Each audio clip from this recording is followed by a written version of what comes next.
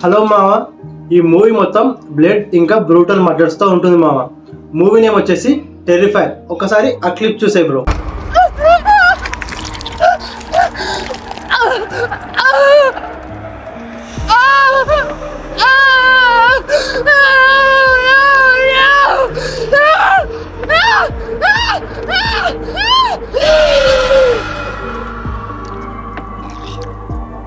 ఈ మూవీ స్టోరీలోకి వెళ్తే మామ, ఇది మరీ అంత పెద్ద స్టోరీ ఏం లేదు. ఈ మూవీ మొత్తం ఒక హలోవిన్ డే రోజే ఉంటుంది మామ. అవునా? ఇందులో ఒక అన్డిఫేటబుల్ సైకో కిల్లర్ మామ ప్రతి 10 నిమిషాలు కొని చంపేస్తూనే ఉంటాడు. నరుకుతారు. ఆ చంపడం కూడా నార్మల్ గా చంపడం కాదు మామ. ఒక్కొక్క బాడీ పార్ట్ ని ఒక్కొక్క విధంగా కట్ చేసి పీస్ చేసి చంపేస్తారు అనమాట.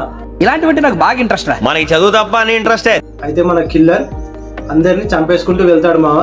అయితే ఒక రోజు హీరోయిన్ కనిపిస్తుంది. ఆ హీరోయిన్ చంపేద్దాం అనుకుంటాడు.